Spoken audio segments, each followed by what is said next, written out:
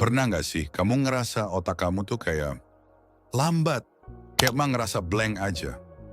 Mau mikir sesuatu susah, mau nulis sesuatu bingung, mau mulai sesuatu ujung-ujungnya malah buka HP. Bukan karena kamu kurang tidur atau kecapean kerja, tapi kayak setiap kali ada waktu kosong dikit, tangan kamu tuh kayak udah punya nyawa sendiri. Langsung buka TikTok, scroll, ketawa, next, ketawa lagi, next. Sampai tiba-tiba 2 jam lewat dan kamu sendiri bingung. Barusan aku ngapain aja ya? Yang tadi lucu sih, tapi apa ya tadi? Kosong. Kayak nggak ada yang nempel. Itu yang sekarang disebut orang sebagai brain rot. Atau gampangnya, otak kamu lagi terjadi pembusukan pelan-pelan dan kamu nggak nyadar. Kamu ngerasa sibuk, padahal kamu cuma banyak scrolling. Kamu ngerasa terhibur, padahal kamu sebenarnya cuma lagi dikejar-kejar rasa gelisah yang gak kamu ngerti. Dan yang paling serem, kamu ngerasa semua itu biasa aja, normal, wajar. Padahal itu tanda otak kamu mulai kejebak dalam lingkaran dopamin murahan yang dikasih gratis sama algoritma media sosial. Pernah gak sih kamu ngerasa lebih capek setelah scroll 3 jam TikTok dibanding kerja seharian? Pernah gak nih kamu bangun pagi, niatnya cuma mau lihat notifikasi sebentar, tahu-tahu udah siang. Belum mandi, belum sarapan, belum ngapa-ngapain tapi otak udah sumpek duluan. Kalau iya, bisa jadi kamu udah kena brain rot. Dan bukan cuman kamu. Sekarang hampir semua orang ngalamin hal yang sama. Scroll waktu makan, scroll waktu nunggu, scroll sebelum tidur, scroll setelah bangun tidur. Pokoknya hidup kita tuh kayak dipenuhi jeda-jeda kosong yang langsung diisi sama konten. Tanpa sadar kalau jeda-jeda itu harusnya jadi waktu buat mikir, buat istirahatin kepala, buat ngerasa hidup. Tapi yang terjadi malah sebaliknya. Otak terus dirangsang, terus dikasih informasi, terus dikasih hiburan, terus dikasih suara, gambar, musik, notifikasi. Padahal otak manusia tuh nggak diciptakan buat ngolah informasi secepat dan sebanyak itu dalam waktu singkat. Kita bukan mesin. Kita butuh diem, butuh kosong, butuh tenang. Tapi sekarang diem aja tuh udah gak nyaman. Kosong sedikit, langsung panik. Gak ada suara, langsung cari lagu. Lagi sendiri, langsung buka story orang lain. Padahal justru di saat kosong itu, otak kita bisa kerja dengan paling sehat. Dan lucunya, kita semua tahu itu. Tapi kita gak berhenti. Karena kita gak sadar kalau kita udah rusak. Pelan-pelan. Tanpa bunyi, tanpa luka, tapi rusak. Itulah yang dimaksud brain rot. Dan kalau kamu ngerasa kayak gini akhir-akhir ini, mungkin sekarang waktunya kamu buka mata. Karena ini lebih serius dari yang kamu kira. Dan kalau kamu terus ngerasa ini cuma masalah kecil, ya silakan. Tapi jangan kaget kalau beberapa tahun lagi, kamu ngerasa otak kamu nggak pernah sepenuhnya bangun.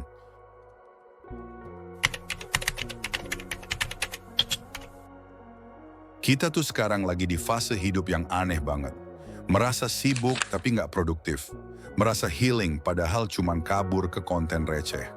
Ngaku cari inspirasi padahal udah 3 jam scroll meme kucing, video slime, atau orang makan makanan pedas pakai suara ASMR.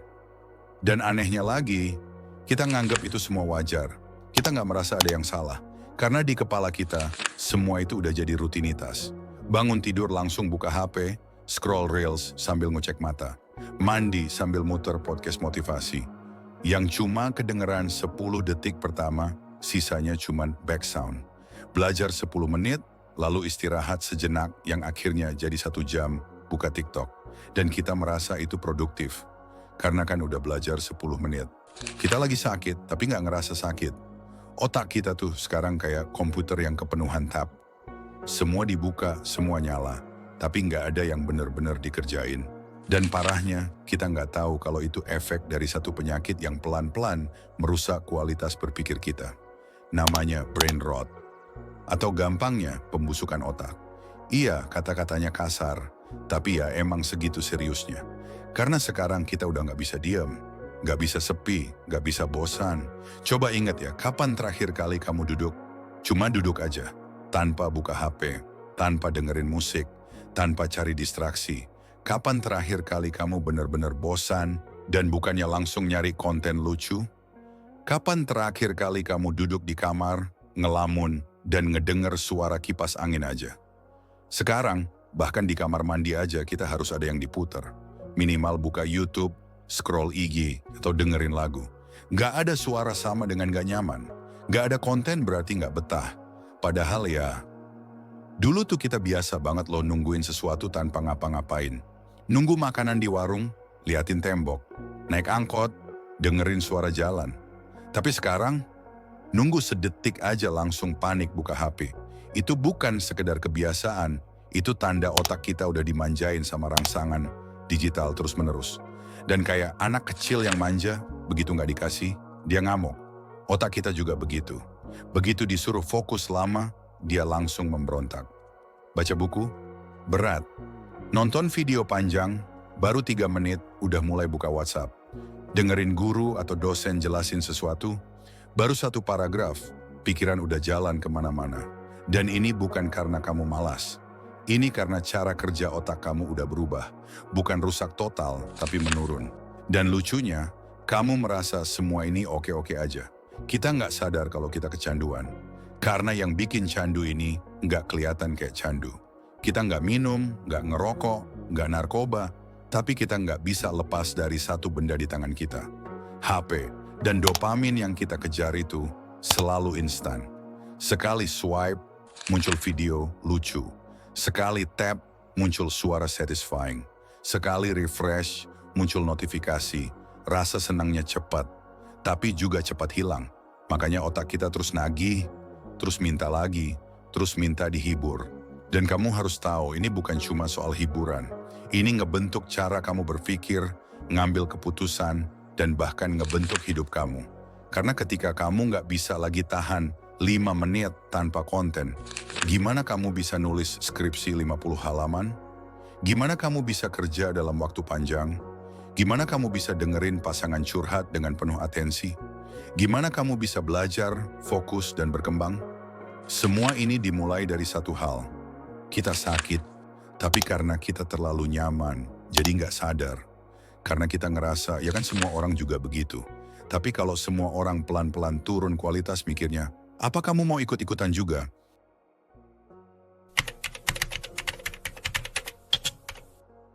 Sekarang aku mau ngajak kamu mikir, sebenarnya siapa sih yang ngontrol hidup kita? Kita sendiri? Atau algoritma media sosial? Oke. Mungkin kedengarannya lebay, tapi coba deh pikirin. Pernah nggak kamu buka TikTok cuman buat cek notifikasi? Lalu 45 menit kemudian, kamu masih ada di sana, nontonin video orang masak mie pakai es batu. Atau kamu buka YouTube buat cari tutorial ngerjain tugas.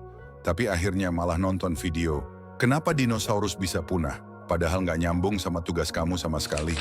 Itu bukan kebetulan, itu algoritma yang bekerja. Semua aplikasi yang kamu pakai itu punya satu misi yang sama. Bikin kamu nggak pergi, bikin kamu tetap di sana. Lama, terus. Sampai kamu lupa waktu. Makanya, scroll sekarang nggak ada ujung. Makanya, kalau kamu nonton satu video, langsung muncul video lain yang mirip-mirip tapi beda dikit. Makanya, notifikasi kamu tuh muncul pas lagi fokus nugas, biar kamu keluar dari fokus dan balik lagi ke aplikasi. Notifikasi itu bukan fitur, itu umpan. Biar kamu balik, biar kamu nggak lepas. Dan kita kayak ikan lele di kolam, tiap ada notifikasi langsung nyamber. Tapi tunggu dulu, sebelum kamu buru-buru nyalahin algoritma, kita harus jujur juga. Yang milih buat klik itu siapa? Yang tetap scroll, walau tahu udah kelewat lama itu siapa? Sering banget kan kita dengar atau bahkan ngomong sendiri, ya gimana TikTok tuh adiktif banget. IG Reels bikin aku nggak bisa berhenti. Scroll tuh udah jadi habit, susah ngelawannya. Padahal setiap kali kita buka aplikasi, itu adalah pilihan. Setiap kali kita nunda kerjaan demi konten receh, itu juga pilihan. Kita bukan korban 100%, kita pemain. Tapi masalahnya, kita mainnya nggak sadar. Dan makin hari kita makin nyerah. Kita tuh tahu banget kalau kita harusnya berhenti. Tahu banget kalau otak kita udah capek. Tahu banget kalau besok ada deadline. Tapi tetap lanjut. Karena cuma satu video lagi, cuma 5 menit lagi, cuma lihat notif bentar, dan tahu-tahu 1 jam hilang. Itu yang bikin brain rot makin ganas. Bukan karena teknologinya yang selalu jahat, tapi karena kita gampang banget nyerah. Kita punya ribuan alasan buat tetap lanjut, tapi nggak pernah cukup satu alasan buat berhenti. Padahal algoritma tuh nggak ngerti mana yang baik atau buruk buat kita. Mereka cuma ngerti angka. Kamu nonton video 10 detik, oke dikasih yang mirip. Kamu like konten lucu, oke dikasih terus. Kamu tahan nonton video gosip sampai habis. Nah ini dia, kasih lagi, kasih terus. Mereka nggak mikir, ini bikin anak muda jadi malas belajar nggak ya? Nggak ada tuh. Mereka cuma punya tujuan, bikin kamu betah. Dan kamu yang punya tanggung jawab buat nyaring, buat mikir, dan buat bilang cukup. Karena kalau kamu terus nunggu algoritma jadi baik hati, atau nunggu aplikasi kasih kamu tombol, sudah cukup scrolling hari ini, kamu bakal nunggu selamanya. Jadi sekarang tinggal pilih. Mau terus jadi penonton di game yang dikontrol algoritma? Atau kamu mau balik jadi pemain yang megang kontrolernya sendiri? Kalau kamu ngerasa hidup kamu mulai dikontrol aplikasi, mungkin ini waktunya kamu ambil kembali kendalinya. Bukan berarti kamu harus benci teknologi, tapi kamu harus belajar pinter-pinter pakainya.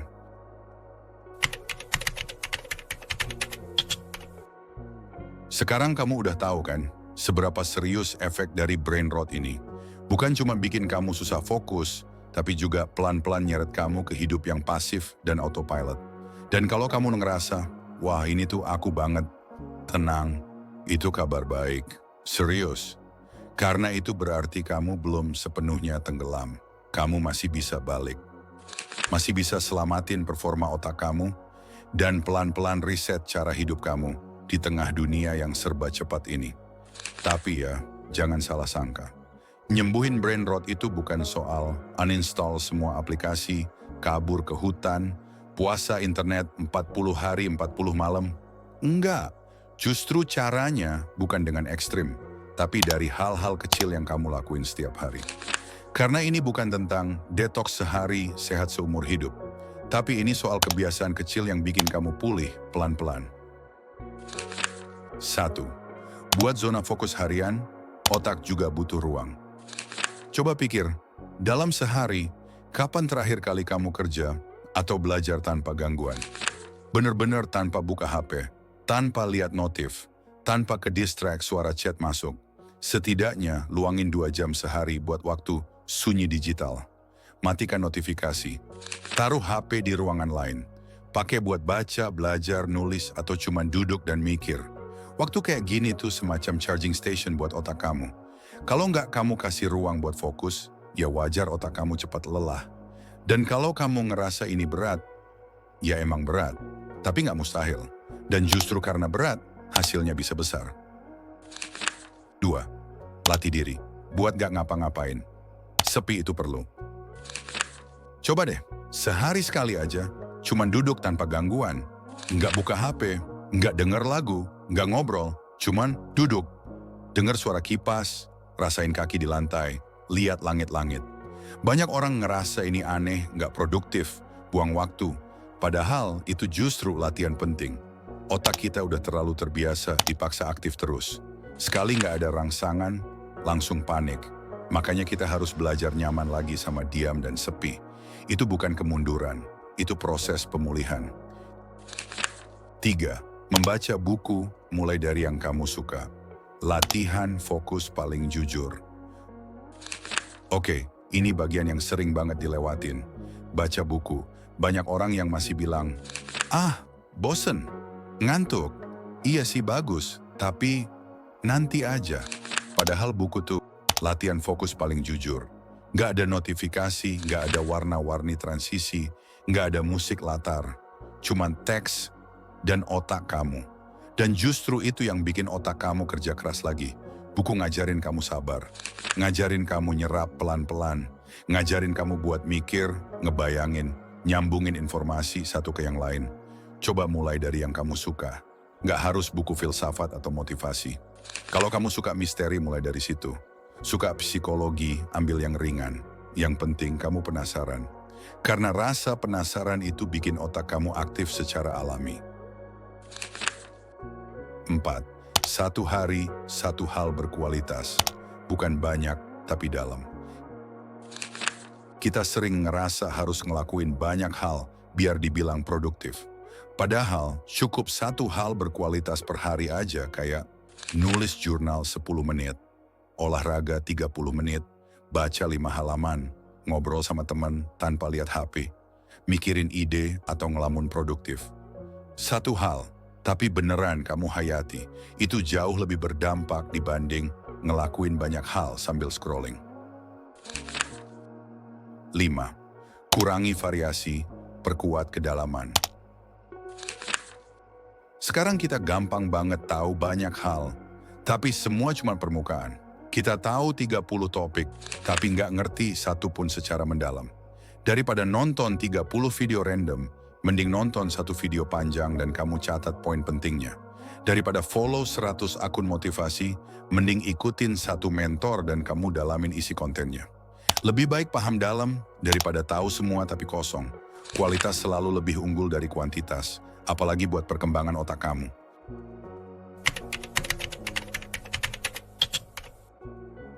Kamu dikasih waktu 24 jam sehari, 8 jam buat tidur, 8 jam buat kerja atau sekolah, sisa 8 jam lagi. Dari sisa itu, berapa jam yang benar-benar kamu pakai buat jadi versi terbaik dirimu? Dan berapa jam yang kamu habisin buat nge-scroll, nontonin hidup orang lain, atau lari dari realita? Coba jujur tanya ke diri sendiri, kamu pengen jadi orang yang cuma numpang hidup dan ngeklik apa yang ditawarin layar? Atau kamu mau jadi orang yang mikir, nyadar, dan hidup sesuai kendali kamu sendiri? Kalau kamu masih nonton video ini sampai detik ini, aku percaya kamu bukan penonton biasa. Kamu minoritas. Kamu beda. Dan kamu punya peluang buat balik kendali. Mulai aja dari sekarang, dari satu hal kecil. Karena kadang langkah paling kecil itu yang paling penting. Kalau kamu ngerasa video ini bikin kamu mikir ulang soal cara kamu hidup di era digital, jangan lupa untuk like videonya, tulis di komentar bagian mana yang paling nyentil buat kamu. Subscribe channel ini biar kita bisa sama-sama tumbuh. Dan share ke teman kamu yang kamu rasa mulai busuk otaknya tapi belum sadar-sadar juga. Yuk, kita hidup lebih sadar, bukan cuma sekadar hidup. Terima kasih udah nonton video ini sampai habis. Tetap waras di tengah banjiran konten. Sampai ketemu di video selanjutnya.